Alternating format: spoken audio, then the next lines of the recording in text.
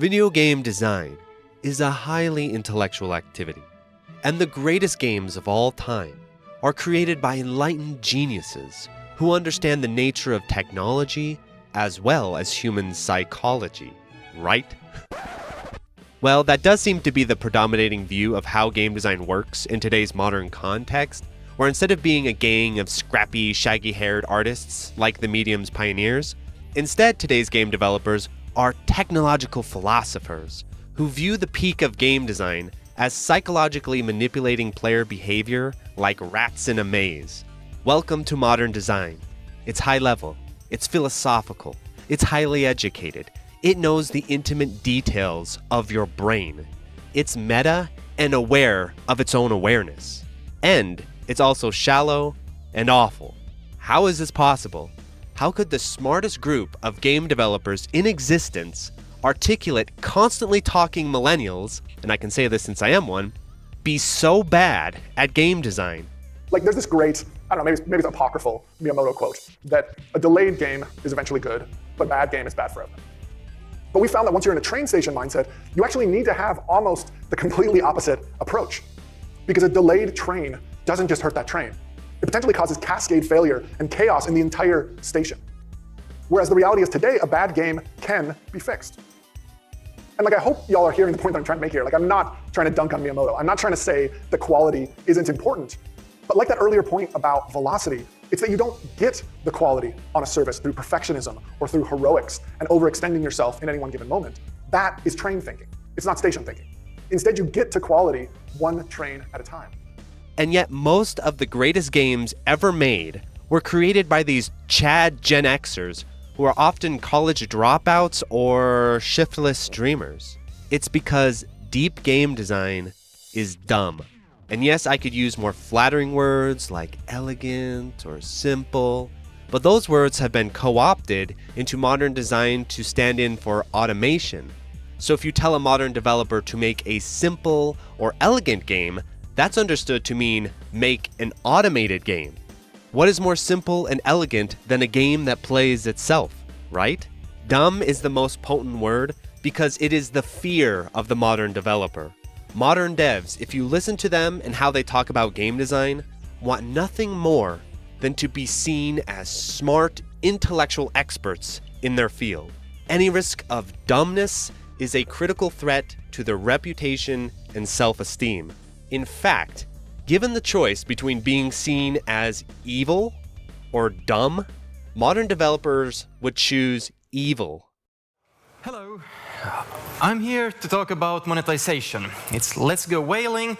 It is about a summary of a huge bunch of behavioral psychology. So the tricks on how to monetize a game well. Some of you will probably be slightly shocked by all the tricks I have listed here, but I'll leave the morality of it out of the talk. We can discuss it if we have time later. So let's dive right in. Which is why intentionally shallow design is a constantly increasing trend. Smart games create dumb players, dumb games create smart players. So as the games get smarter, the players become dumber. And to keep pace with the constantly decreasing literacy of modern players, the games need to be smarter and smarter and smarter. I say this as half of a joke, but pretty soon we will see fully automated games being championed. Games that will literally play themselves. We're borderline there now, but I wouldn't be surprised if we actually cross into that territory. So what I mean by dumb are three depth-critical aspects of game design that are now systematically eliminated in the fear that the developer would seem dumb, unaware, and outdated. These three criteria are 1. True checkmates, 2. Oppressive states with unclear solutions, and 3. Imperfect tools that will ultimately result in failure. If you are a good little game dev straight from university, you are smart enough to recognize these dynamics of game design and insecure enough to eliminate them. Controlling the camera itself with the right analog stick in the heat of battle is an added complexity this time that we needed to help make accessible for a wide audience looking to play an action game. We tried to find a solution for tracking enemies without relying on the player to constantly manage the camera by implementing our own version of a camera strafe assist. The camera will automatically try to adjust and keep relevant targets and threats in view when the player moves left or right. We also eventually added a behavior to reorient the camera automatically in the direction of Kratos' attacks to ensure that we reduce frustration for players struggling with controls. As many of you likely know, anticipating the player's intentions with how they wanted the camera to behave is a difficult task, and we didn't always get it right 100%. This is why modern games cannot be deep, because the developers intentionally kill their depth for the sake of the game's smartness. I'm dumb, but I'm smart. So let's get into the analysis, beginning with true checkmates. True checkmates are states in a gameplay session where once you get into that situation, It's over. you've lost. You have no choice but to watch your death and accept it. There's no comeback mechanic, there's no iframe dodge or parry.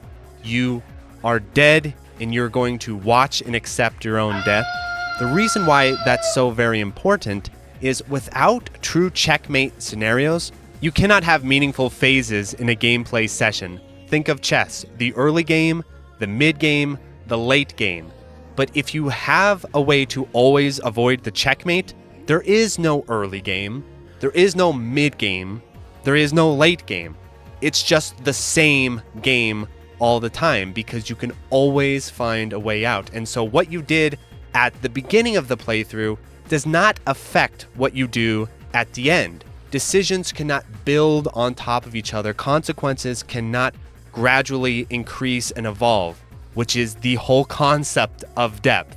But if your gameplay session is one static experience, that's shallow. You cannot go that far because as long as you master iframe dodging your way out of problems or parries or doing whatever comeback mechanic they have, that will work. You don't need to learn the early game. You don't need to learn the mid game. There's none of that depth there if you can avoid the checkmate. And arcade games, really old school style arcade games, all still end with an actual death checkmate. But as games have become more progression based, the checkmate has faded further and further from existence because that gets in the way of progression, right? You can't have Legend of Zelda Ocarina of Time. You get into the water dungeon and they have a checkmate style situation where maybe if you use the keys in the wrong doors, you run out of keys and then you would have to reset your save file or something. That is not acceptable. That is not allowed because that screws with progression. And what they've become is they've become like a Rubik's Cube, where on the surface, it seems like there's a lot of complexity. Like the first time you buy a Rubik's Cube and you look at it, you're like, oh my God, this is such a sophisticated, complicated bit of design. But over time, you realize the Rubik's Cube, not only does it have no failure state, you can't fail a Rubik's Cube, where you'd have to like take it apart and put it back together or something. And then on top of that, once you learn the sequence, you just need to turn it. Using a few bits of information, you plug them into a static algorithm, and then boom, there you go. You have the answer. That is how modern game design works as well. You never fail, you just need to keep turning the pieces. So one solution to checkmates in a single player game is permadeath, and I've talked about that in previous videos. But permadeath is just the beginning, because once you get to the end of the game, even in a permadeath game, you've kind of reached a static conclusion. You've either won or you've lost, and there isn't that granularity of skill expression that really creates a lot of depth. But there are other ways to introduce this into a single player system. One I think is obviously intended by developers, and another one I think has naturally arisen. So the one obviously intended by developers is, of course, scoring. Scoring allows for true checkmates to appear, but in a secondary, deeper layer, where let's say you're getting to the end of an arcade game like a shmup, and you're really skilled at surviving all the way until the end. Okay, you've survived that true checkmate. But then if you're trying to go even deeper, the survival clear is actually only the early game. And the mid and late game start to appear when you play for score. Because what can happen is, I'm playing really well, I'm going to survive to the end. But if I'm trying to play for a very high score, there are certain things I cannot do. Otherwise, I will checkmate myself out of the score. For example, bombing in the first loop.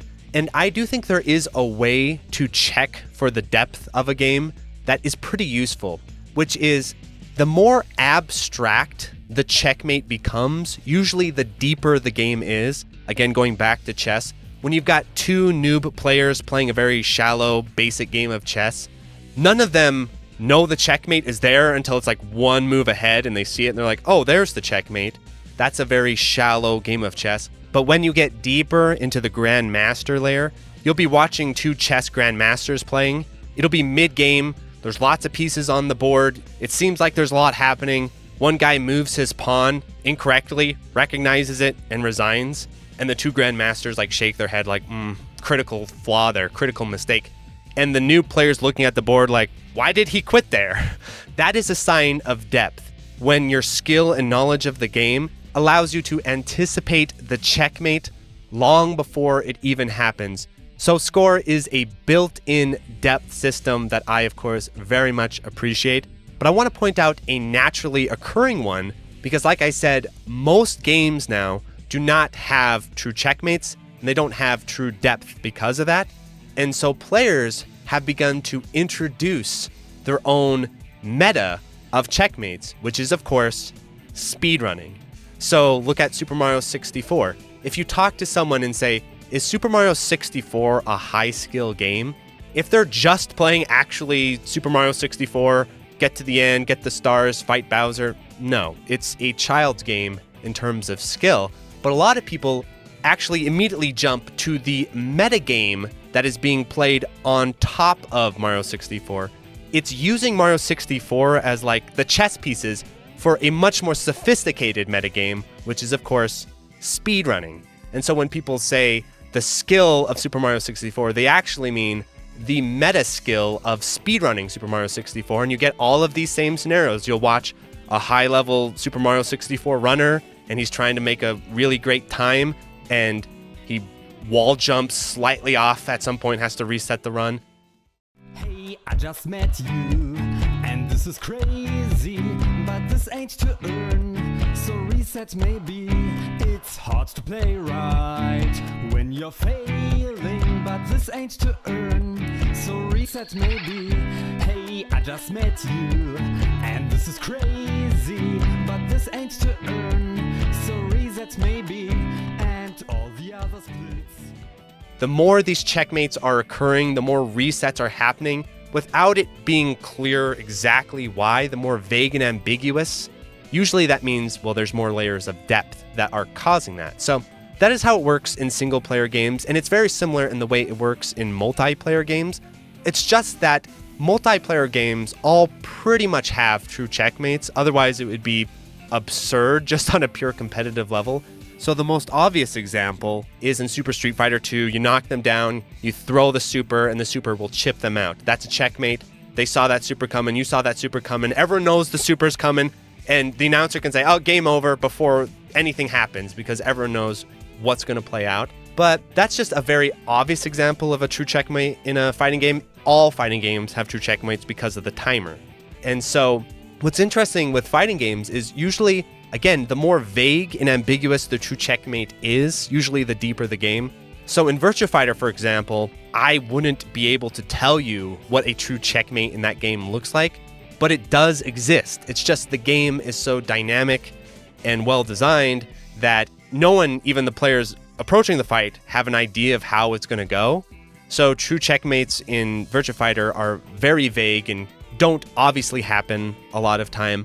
An interesting case study I want to point out, though, is Tekken, because Tekken historically did have something that was a little bit more obvious, especially in the Tekken Tag days, where because of the infinite stage and because of the Korean backdash, you could reliably anticipate certain players would go for the timeout checkmate. So they'd knock your ass down, get a little bit of damage, and then they would checkmate you with backdashing and blocking in the time. 29 seconds left, and he's going to run for it. Razor Rush doesn't block the mid. He's backing up. Look at Jackie Tran trying to figure out, how am I going to approach this shithead? Look at this. I'm out of here. 18 seconds left. Clock's winding down. Razor Rush for to represent the counter hit. Backing up. 13 seconds left. Down one while standing 4. Really sick. jumps in the air to reduce damage. 9 seconds left. Jackie Tran, oh my god, so sick. And then look at this. He's almost going to lose. In comes True Ogre, down 1, sweep. This combo will kill, but time runs out before he has the opportunity to do the last hit of the game-winning combo. Holy shit. I love that match. And Namco saw that, and for the rest of Tekken's lifespan is Namco trying to figure out this checkmate situation and get rid of it. So in Tekken 4, they just got rid of the Korean backdash. I'll talk about Tekken 4 in its own video at some point. It's a pretty interesting game. But yeah, there you go.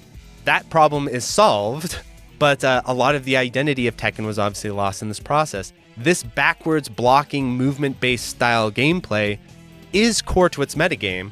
And so I think in Tekken 5, they did a more nuanced solution, which is, all right, we're going to let them do their backdashing and their blocking, but we'll put walls so you can't go infinitely too much. So there you go. Walls is a more natural solution to these checkmate situations. But what has happened with fighting games, going back to developers being overly smart, is that developers are now hyper-focusing, and they're just injecting system after system after system to try to remove it, thinking that that's going to make their game more deep, when really they're just making their game more random and shallow. Look at Tekken 8. That granularity of the checkmate no longer exists. Remember going back to the depth. The chip system will literally like reset the phase of a game. You'll heal back to mid-game. You'll be in end-game, and you'll heal backwards into mid-game. And then at the same time, one guy can be in end-game, one guy can be in early game. They hit each other, and with the ultras and the heat and the super, now they're both at end-game. My favorite example of checkmates in competitive games is definitely Starcraft Brood War. I've gotten really into that, and the matches are so much fun to watch because they're very dynamic, and yet they still have that checkmate type of situation. But what's interesting about a video game versus something like chess is chess does not have mechanical execution like Starcraft Brood War does. And so if you get two players in sort of a vaguely checkmate situation, as long as one player knows, all right, I do this, I do that, I'll win, it really doesn't matter the skill difference between them too much. But in Starcraft Brood War, because of the mechanical aspects of its design, if you take myself, I'm a complete scrub and suck at Brood War, and put me against the best Brood War players in the world, and you give me, I just need to do one thing and I'll win the game, I will still lose, because even in a completely strategically losing scenario, that player will be able to use his mechanical skill to work his way out of it. That's something, again, fighting games also share. How the games end seems infinite. My favorite example of this was a match between Flash and Jaedong, and they're mid-game, and all of a sudden there's this ramp, and they need to get up the ramp. And the way it ends up happening, because of all of the crazy dynamics occurring, is whoever gets their units up that ramp first will win the game in this very cascading style fashion. And so both players race their units towards the ramp, like right beside each other, like a track race. And it's like whoever gets up to the ramp first wins the game. How does that make any sense? Well, that's going to establish who gets the third base. And then whoever gets the third base gets the edge on the resources. And then with that edge on the resources, they'll build this unit. And then that unit will go in there. And so there's this whole hypothetical endgame that will occur based off of this key moment of who literally gets these little units up a ramp first. And so Flash manages to boost his Marine up the ramp first and block the lurkers and takes the ramp. And because Brood War is such a well-developed, deep game from the top players at this point, they don't even bother to go through the steps like chess grandmasters. Flash gets his Marines up at the top, and the other guy just goes, GG, I resign, great job. That is true checkmates. I think it's a very important concept in game design because it forces the players to adapt to the overall landscape of the playthrough rather than just living moment to moment. So yes, as a developer, you're very smart for recognizing this dynamic in your game, but it is a mistake to remove it. Alrighty, now it's time for the second criteria, oppressive states without clear solutions. This one is again something modern developers really dislike. The gold standard that comes to my mind with this is Ninja Gaiden 2 Master Ninja, the Shuriken spam. The Shuriken spam is just a constant thorn in your side as a player. It seems dumb, it seems ridiculous, and there's not a super obvious solution to deal with it. Because if you just block it, that's putting you into an unfavorable situation. If you try to just run around it, they'll still tag you with it. It just seems like, what the hell are you supposed to do? And similar to the Checkmates criteria, if the answer is, well, it depends. If it's very contextual, if there's a lot of nuance to that answer, the deeper this style of interaction is. And of course, in the recent updates to Ninja Gaiden 2, Sigma, and now Ninja Gaiden 2 Black, guess what they removed? That's right, the oppressive Shuriken spam. Another one is, of course, the oppressive fireball game in Street Fighter 2. In modern fighting games, when they have these types of oppressive strategies, like a fireball spam or something, what they do is they actually give you one thing to solve it. But in Street Fighter 2, the answer is like, well, you got to jump over it, but if you're too close, he's going to uppercut you. But if you're too far away, you're going to land in another fireball. So what you need to do is, and then if he's at the wall, you need to do this. So the more evolving that answer is, the more that you have to factor in to these oppressive strategies in order to solve them. Fighting game matchups, this is an absolute perfect example. Modern developers, they're so smart that once they identify an oppressive matchup in their fighting game, they're like, we'll solve this for you, no problem. We're giving this guy a tool, we're nerfing this, we're fixing this. Where you look at historically deeper competitive games, Brood War with a lot of their matchup builds and stuff they had to deal with that.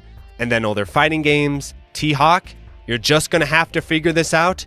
And T-Hawk did figure it out, and the answer is insane. But if you're constantly taking away these oppressive strategies and then adding in very directed, clear solutions that's just like, all right, take the puzzle piece, put it there, you've solved it. Yeah, you've now made what is potentially a deeper interaction into a child's game. So as much as players will complain and go on Twitter and tweet about, oh, nerf this, change that, add an easy mode, take the example of FromSoft and just let them struggle, let them figure it out, and then later on they will thank you for it and say, you know what?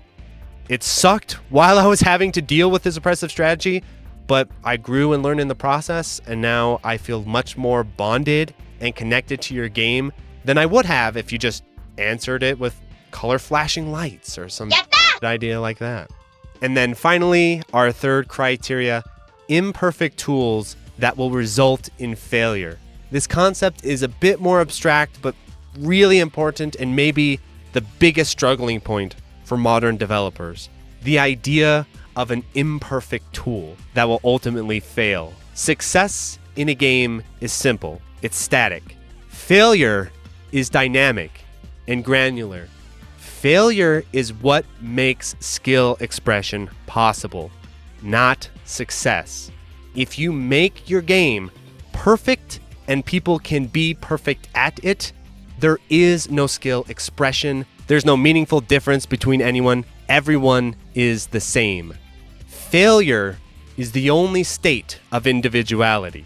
Failure is the only way to distinguish one player from another player. I'll give you some concrete examples. In the original Star Fox on the Super Nintendo, there is a scoring system theoretically, except it is possible to 100% every single stage, and you don't even have to hit everything to 100% it, by the way. But even if you did, it is completely possible to 100% each stage in Star Fox on the Super Nintendo. That's it. It's over. Whereas you look at Sin and Punishment on the Nintendo 64, there are many sections in that game full of these enemies flying all over the screen, and it's practically impossible to hit them all. Maybe with task level aiming, but in a usual run, some of them are gonna slip by. Your gun, your attack, is an imperfect weapon. The perfect score cannot exist because your tools cannot get you there. So, what ends up happening is that creates a lot of depth in terms of, well, how close to perfect can you get? Speedrunners will recognize this because a lot of speedrunners realize the second their speedrun game is solved, it's dead. And so what needs to happen is that speedrunning, score play, whatever system you're using, multiplayer, we'll talk about multiplayer in a second, you need to be able to constantly push just a little closer to that perfect score, that perfect outcome, but it can never be achievable because once it's achievable, it's static. And so this is a huge problem that modern developers don't realize because they want their games to be perfect and they want their players to feel like they're obtaining perfection.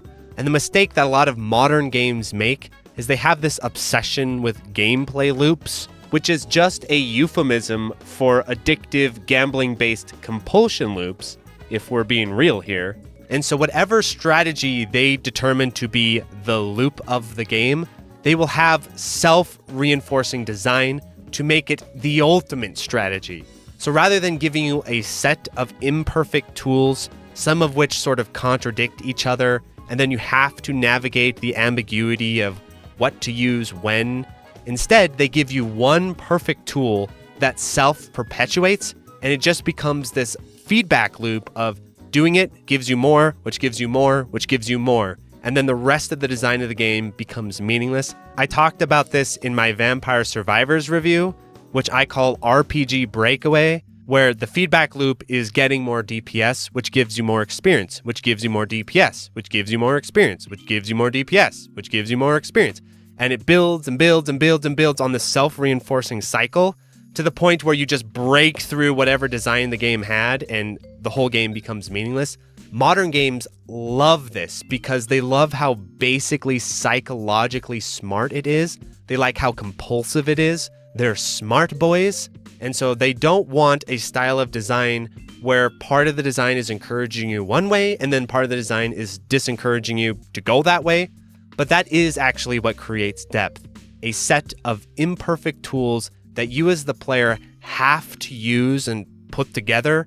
And the more effectively you do that, the more you're able to make yourself stand apart. Again, Starcraft Brood War, with its limitations in unit selection, with its limitations in hotkeys, that forces the player to do their best to optimize this set of tools. And it's insane how far these pro players can push this set of tools. But in terms of modern design, what is the core gameplay loop of StarCraft? Get minerals, build units, to then get more minerals to build more units. So from a modern developer perspective, well, how would you make an RTS in this gameplay loop? Well, you'd make it as automated as possible to allow the player to conduct these tasks with the least friction possible, right? Smart games make dumb players. And interestingly, part of the luck for games like Brood War or similar games in that generation is that the technological limitations were able to help create a set of imperfect tools. And we talk all the time about, well, why are games of the past better? Why are games of the past doing these things that modern games don't? Why don't they make games like that anymore? Well, in the past, there was that limitation that was naturally built into the hardware. And now we live in an era where there are no hardware limitations or barely any. So ironically, now more than ever, developers need to acknowledge the importance of building in limitations. The beautiful thing about StarCraft is the unintentional comeback mechanic of punishing a player who gets very ahead because they have more buildings to macro out of. They have more army, more hotkeyed groups of army to move around. If they have more bases, they have more places they have to make workers. I mean, I think we've all been in that position where we get really ahead and you can feel the heat. You can feel the pressure of trying to juggle all those tasks. Imperfection needs to be an actual value of modern developers because imperfection creates depth. And so I'd like to end today's video with an uplifting story. Back in 2017, Blizzard created StarCraft Remastered, and did an excellent job of updating the game to run on modern technology and making the online net play something that the competitive scene could continue to use for years, and they respected the original balance of the game.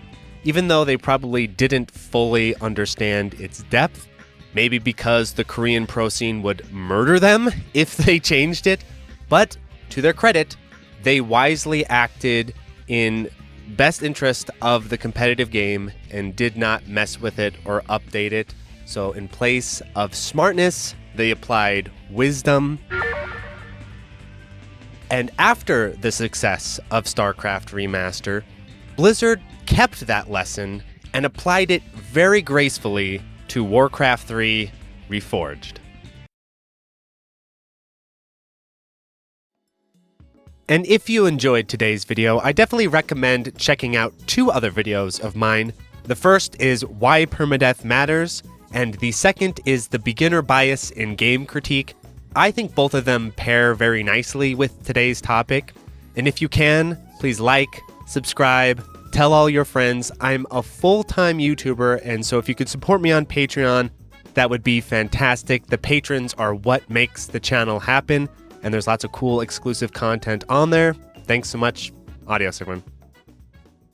So thank you to the $5 and $8 patrons: 100, Absconditis, Accepting Panda, Anhold, AJA, AJD578, Alistair Stevenson, Alberto Starna, Alex, Alexander Pfeiffer, AMH, Anthony A, Arping Gordon, Arcade Hell, Arrow Viper, Aul Ali, Autoname, Battle Mode, Bo, Ben Foster, Benjamin Shabalski, Beatodame, Voghog, Borgie22, Boston Crab, Brokeface, Brent Cox, Brian Lucy, Captain Rhodes, Chase Palumbo, Chaflip, Kristen SoCal, Christopher R, Chronic Burnout 3, Cipollino 0404, Clairvoyant Bongwater, Claricliff, Clay Binkley, Climby Coyote, Coast, Cod Stop It, Concreted, Cooksand 666, Cook Some Soup, Choreo, Crew Expendable, CSP 3900, Des Audio, Damian Thorne, Dat Matei, Danshi, Darren Griffin, Dat Guy, David Aldris, David Crespo, Dididum, Demian Smirnov, Desolus, Dimension Diver, Dio Domke, DJ420 Praise It, Drano, Dr. Bosky, Duckies, Eduardo Aquinta, Edvard, Elvin Senisev, Elias Alonso, Epson Eagle, Eric Shrivner, Eric Houdini, Esteban Lizama, Evan Serafet, Explosive General Games, Fabio Picci, Falcus, Fenich, Fiskin, Fiveside, Florida Sucks, Forbidden Dave, Frames Per Human, Francisco, Freckle Lord, Full Set, Gabriel Foreigner, Game Soup, Game Boy Guru, Gelhoff, Gojira Green, GPM, Gustavo Sanchez, Hawk, Hans Kowalski, Hero Death, Holden, Holy, Han Harthy, Hud, Hugh Mungus, JDab, Jake Ryan, Jack Walsh, Jacob Grossman, Jacob Valenzuela, Jay McCarthy, J67, JLab, JBRPG, Jeremy Kellner, Jink Hans, JMD, John Kelly, John Longwalker, John Simpson, John Slaylies, Jorge Figueroa, Josaka, Josh Mayer, Josie, JT, Julian Elwood, Jurgen, K, K2, Kane Evans, K-O-Tune, Ken0082, Kill All Music, Contain, Craze the Boys, Kumawamu, Kaiarts, Kairal, Leonardo McCoy, Loberta, Luna Lilich, LZR Cuter, Macabre Monster, Mad Combaticus, Blaze, Maplewood, Mario Simic, Markman, Mason Polar, Master Zeon, Matt O'Leary, Matthew Woodford, Maz, Mekaroka, Minong, Meister, Menzrea, Mewjam, Michael Del Polito, Michael Faircloth, Michael McCord, Mig ZVM, Mike Mel, Milo Shamel, Mr. Mamma Mia, Mitwid, M. Kusanagi, Morag, Monroe, Munsta Zero, Miles P, Michigan, Naps91, Nathan Grimm, Nathaniel Davis, NCR Trooper Scout, Nico Pero, Neon Dagger Games, Nervous J, Nilfheim, Nogden, Okla Googles, Oleg Talmasev, Oregano Dog, Panzer Dragoon Should Have Been Arcade, Patrick Baseman, Paul Jablonski, Paul Osterman, Powell Parole, Pedro Montoya, Pedro Isiles, Philip Plus, PLP, Poor Little Pigeon, Poorly Written Protagonist, PRK, Psycho Blizzard, Queen Charlene, Guilon Yeager, R2 Sinus, Rafael Trujillo, Random, Randy Leahy, Raul VP, Rapido, RC, Realskeen, Rent Halt's Time, Retro Man, Retro Schmupper, Riff Mason, Rip the Jacker, Robert Chang, Rory Starks, Rolf015, Running a Coup, Salmon Connections, San Nevo, Scanline City, Scott Ernicus, Seymour, Segfault, Shader Bunny, Shazzy, Shmup Junkie, Sirapong, Social Kid, Sophisticate Dead, Spiders STG, Spongy, Steady AI, Steplable, Steve Fiction, Street Magic, Superfunk, Swoop, Synthmilk, Tamsarian, Taze Ryu, Dana Oat, The Boot Rex, The Dirty Screech, The Catchu, The N1, The Old Bensta, The Smartest Billy, Tom McCarthy, Thomas Maddox, Tim French, TK Productions, Tom Faze, Travis Arbon, Tristan, Sugumo, Turam, 2IU, Twest Please, Twilight EX, Tyler Olu, Ursua, Ushi Mushi, Video Game Enjoyer, Beautiful, Wabby Legs, What Is This, William Miller, William Wallace, Yellow Tello, Your Nerdy Joe, Yosef Khalid, Yisbird, Zachary Patton, Zach, Zeal, Zenryoku, Zingus.